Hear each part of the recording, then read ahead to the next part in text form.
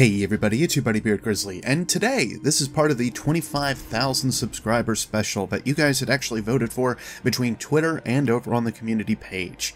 But I also felt, and the more I thought about it, it was a very good idea to actually look at the grimoire and lore that we have as a whole, just to give a little bit of a retrospective over the past 4 years, really, of gameplay and, well, how the lore has kind of expanded and changed over time, because it certainly has. But first, and just to get this out of the way, you guys may or may not be familiar with the fact that when I go on long hiatus breaks, when we have newer lore that pops up or new expansions that come out, it's because I sit and I read most of it, but I also write it. Now when I say I write the lore, I don't mean that I actually write out the entirety of the grimoire, the entry that's given to us. I will generally go ahead and read it over, and then I record down the pieces that are important to me, what are important to how the story expands and changes, or what may actually be pertinent from that entry and what it is that we get from it. And over time, those ideas and, I guess, interpretations can change. I feel my point can be summed up by looking back at a Toland grimoire card that we had actually gotten through the Dark Below. Within this card, we actually see the names of all of the worm gods, but we had no idea who they were previously. In the Dark Below, we had information about Crota, we had information about different members of the Hive, but we didn't really understand, of course, much of what went into Oryx. All we knew of Oryx were the shrines of Oryx, and that they seemed to dial out to something that was far outside of our system. And it wasn't until the Taken King that we started to actually understand what these worm gods were. This is one reason that I find that recording information, of being a chronicler in especially something with Destiny's lore as a whole, is something that I feel is necessary to understand the story, especially to the level that I would like to.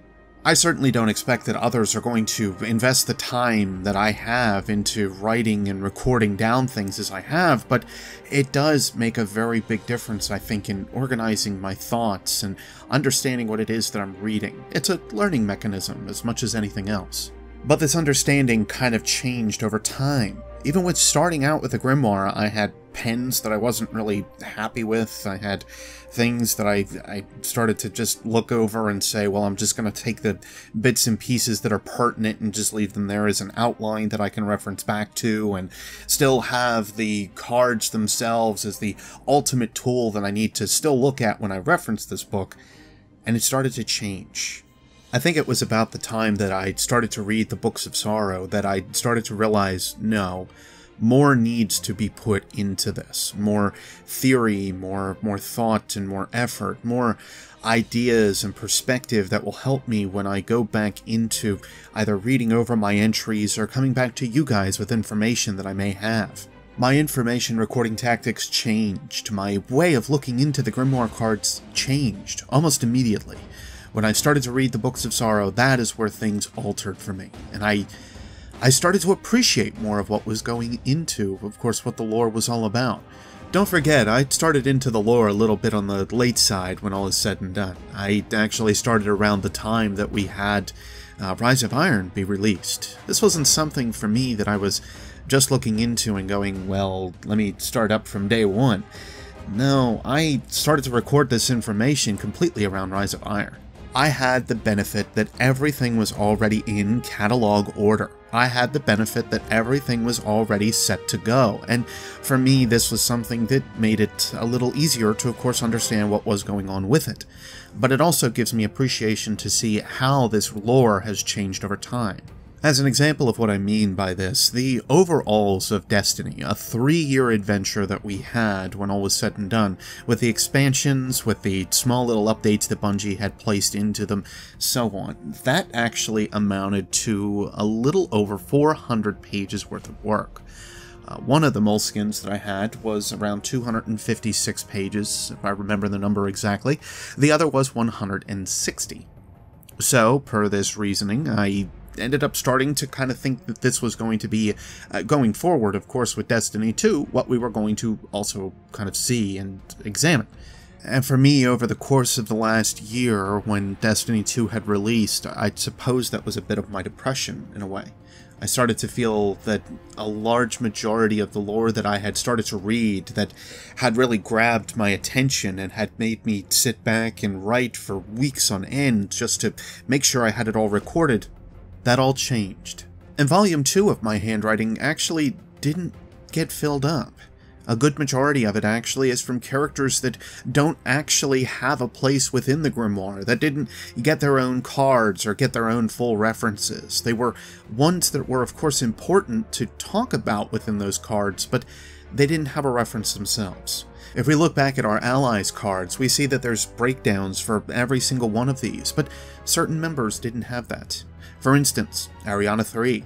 Though she is referenced in so many different cards, we barely ended up getting references of who she really was or what went into what made her into the warlock that she was. Then there's also the different fire teams that existed, like the Vault of Glass fire team, the Crota fire team, the first one that was doomed thanks to Toland and Eris and all of them. And there's even the Ahamkara, the Nine, several others that just spring to mind that didn't have overall entries that existed within the actual grimoire, and this needed to be changed and rectified.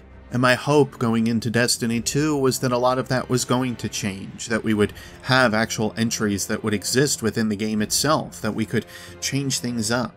And then of course we got the news that the grimoire was fading out and going away. Destiny 2 made a very obvious point. Overall, it showed that when you end up keeping your writers back and put them into a cage, they aren't able to do much of anything, and they aren't able to make the connections that they once were able to. This whole perspective of the issue 0 that was Destiny 1, and now the episode or issue 1 that is Destiny 2, just did not pan out. And it was definitely something that was obvious with the way that their writers were even showcasing themselves through the lore and through the entries that we had. And then of course we had the comic books, and they changed things as it was once again. We had comics that didn't really showcase enough information. We had things that were missed, we had things that were overlooked, that didn't make a lot of sense, and the clarity would never come to us. And this of course unfortunately carried over into Warmind's comic as well, the 3 issues that we got there. The lore of Destiny has attempted to change so often, to rewrite itself and to rechange and retool some of the ways that it does actually bring itself to us. For instance, of course, the scannables, which were an absolute hot mess, if you want my full take on that. Or, of course, we ended up having the lore tabs, which were too insignificant to really give connections back to any of the issue 0 stuff that we had from Destiny 1. It was obvious that the writers were basically told they couldn't do much. I know I keep harping on that fact, but I'll make it known why I think that this is the case a little later on. My Destiny 2 lore book is actually filled with the Red War for only 80 pages, and unfortunately about 35 of that is left as blank space. This means that a good portion of Destiny 2, the Red War campaign, can be summed up within about 45 pages worth of information. Now this is counting a good majority of some of the story synapses or ideas. This is also looking into all of the lore tabs that exist from armor, weapons, and sparrows and ghosts.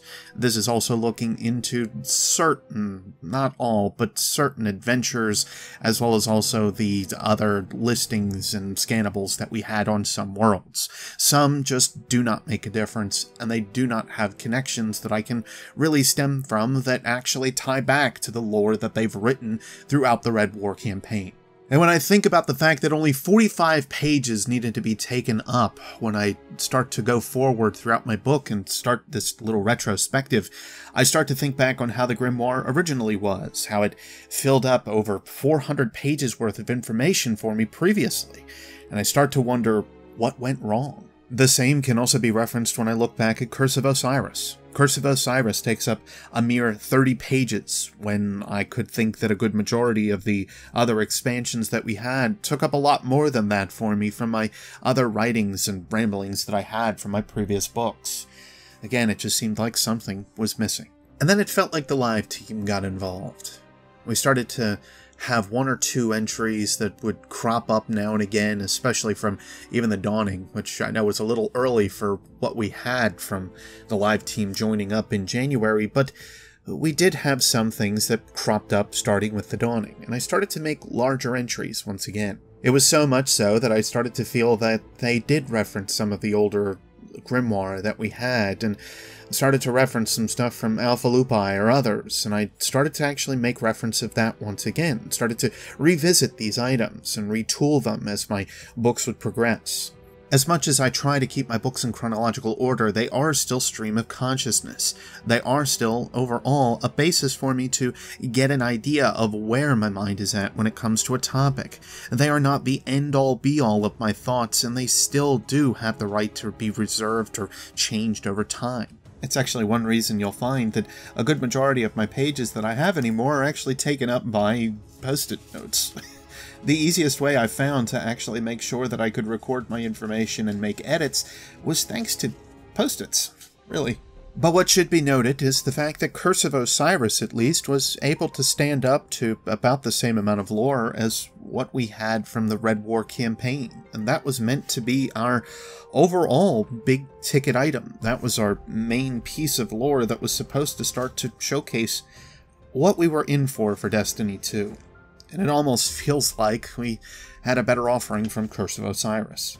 This is, of course, still saying that Curse of Osiris was a bit muddied, and I brought up that topic several times, but anyway, before I digress too much. And then the Go Fast update came out, update 114, and this changed a good majority of my feelings when I started to look through some of the grimoire.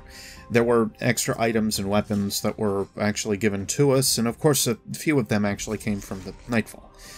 There were plenty of little bits that it was obvious they started to have someone else do some writing for, and it was very obvious when all was said and done that the name of lore, the way that lore was looked at, was already changing.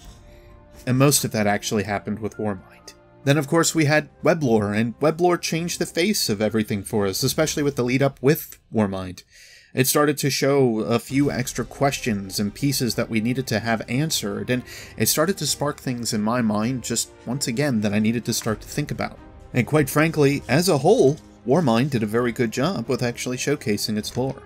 I know there are several of you out there that think otherwise, but well, I still haven't had enough time to really dig into what it was that I wanted to talk about when it came to Warmind. I started to have more that I could write down. I started to have more information that I needed to record, and I started to realize that there was a lot more here than we had possibly initially understood. Warmind itself actually takes up a good 90 pages on its own, and I don't seem to recall, and even so I'm leafing through here a little bit, as you probably can hear, that there is any blank space whatsoever. Warmind was the beginning. It was the starts of what I could see as being, well, unleashing the ideas of what lore could be, or starting to reference and think about what lore could change or present to us. It was exactly what we needed from Destiny 2, and it should have been there from the very get-go. But I'm happy it got there all the same. And perhaps that should be the thing that we look back into. A large majority of information that we have had actually presented to us over the course of time, I start to leaf through and I start to realize that a good majority of everything that we had from Destiny 1 was a lot of stuff about some of the equipment, about the Hive or the Fallen, and of course some of the small little bits and pieces of the bosses and Kells and Knights and otherwise that we end up killing throughout the entire universe of Destiny. And though we had substantial depth that was given to us throughout Destiny 1, I didn't start to really realize how much depth was truly given to us in some of the entries versus all of them than what it was with the Books of Sorrow. Of course, that is the thing I will constantly come back to. I start to look back, though, at Destiny 2, and I start to look at Warmind, and I start to realize that a good majority of the stuff that I have written is Books of Sorrow level. In the lead-up to Forsaken, I had to also start to record down a lot of information about the Solstice of Heroes. I started to have to realize more of what was actually going on with that, and start to realize the remembrance portion of Guardians was just as important to us as human beings has been for years and ages. But that was only just the beginning. Shortly after we had the Solstice of Heroes go live, we of course also had the Whisper of the Worm quest go live as well. And the Whisper of the Worm started to change a good majority of my thinkings, taking up over a good 14 pages of information. And a good majority of it is yet to be actually explained to you guys as a whole. I kind of feel bad about that the more that I think about it, to be honest. Whisper of the Worm started to change a good majority of how we would probably perceive our lore, and I think for many, where Warmind was my tipping point, I feel that for many, Whisper of the Worm was theirs. The lead-up for Forsaken needed to be taken into account, however, and I needed to start to record down a few extra pieces that weren't found within Grimoire or otherwise, or even within the lore entries. One of those things, of course, was Cade and his actual Mementos of the Wilds.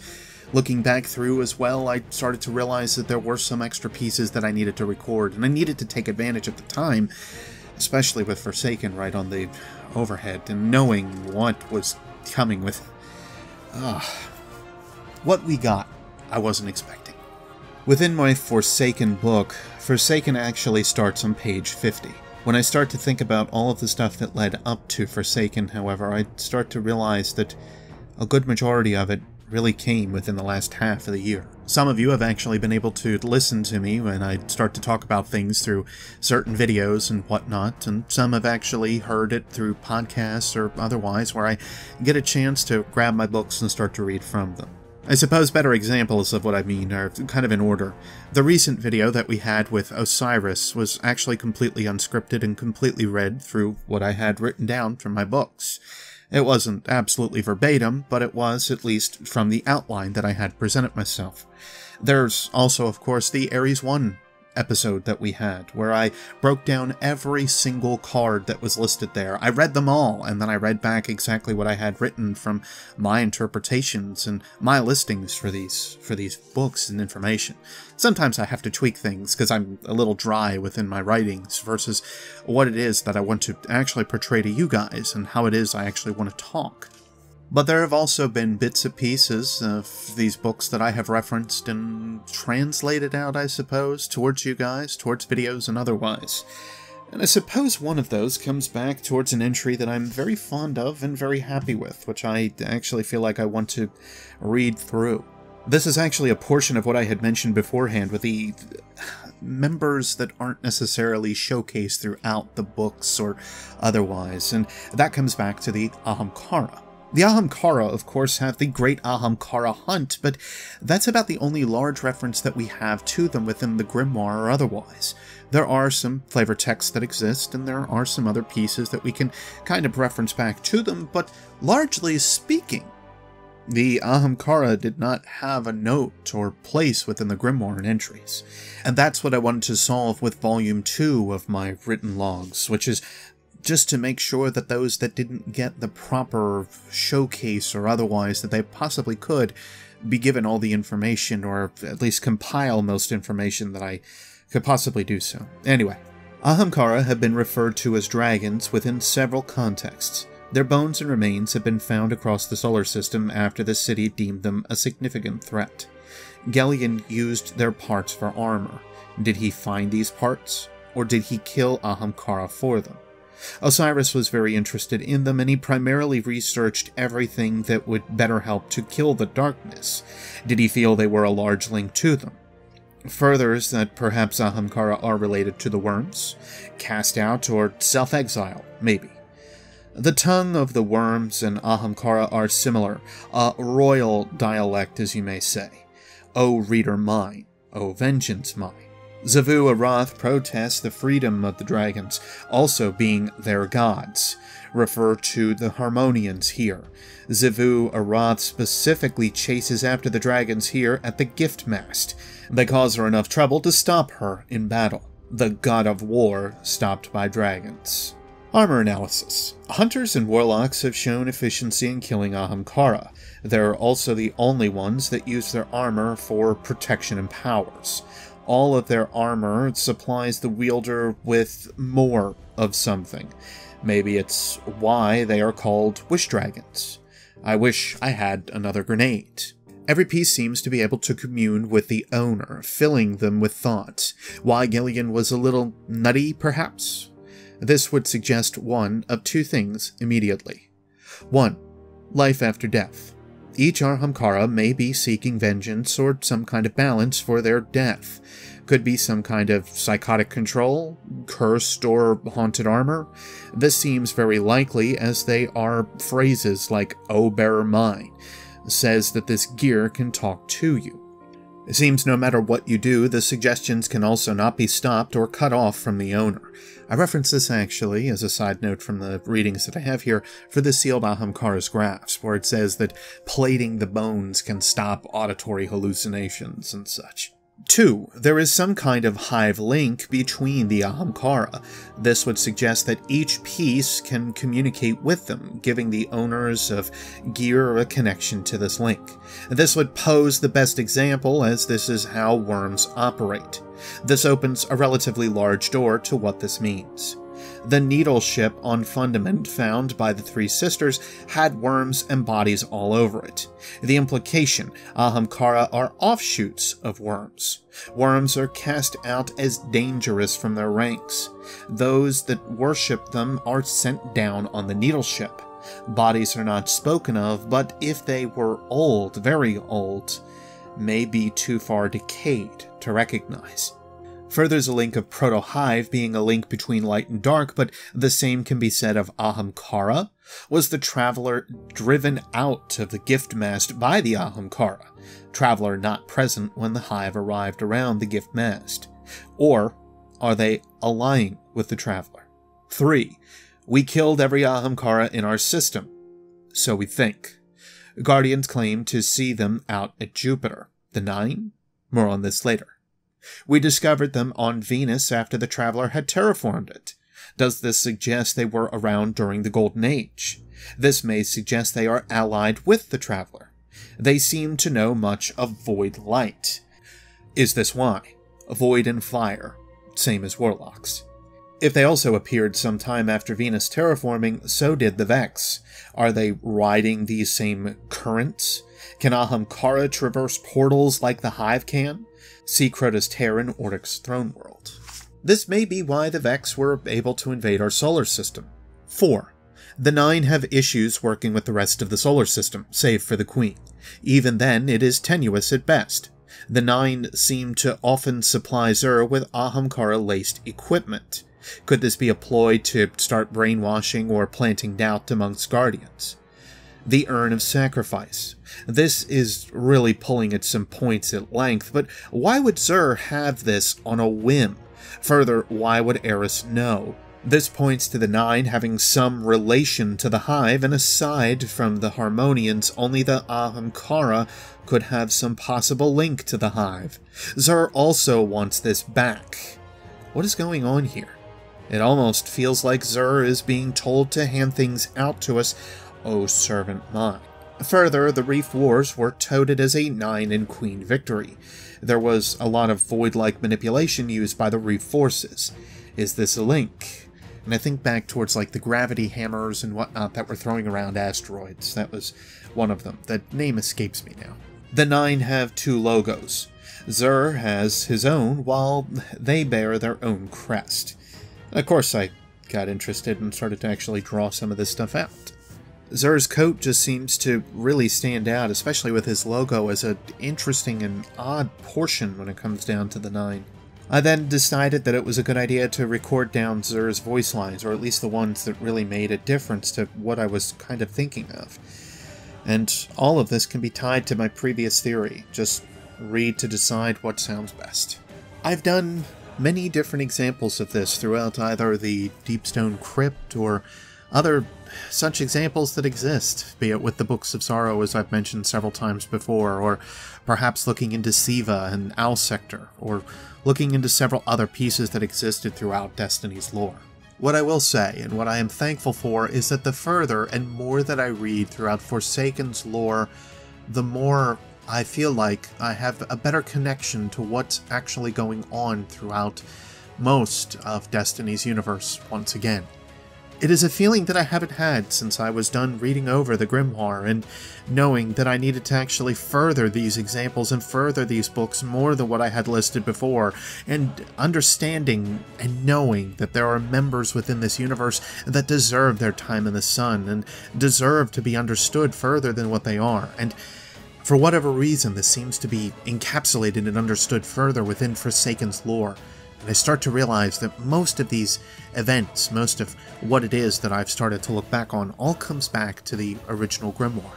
Anyway, before I continue to go on topic about Forsaken, which is realistically what we're going to start to cover quite a bit more here soon, I wanted to at least give you guys an example of what kind of stuff is written down into my books in this little retrospective on the lore as a whole within Destiny, and why I'm still so captivated by it.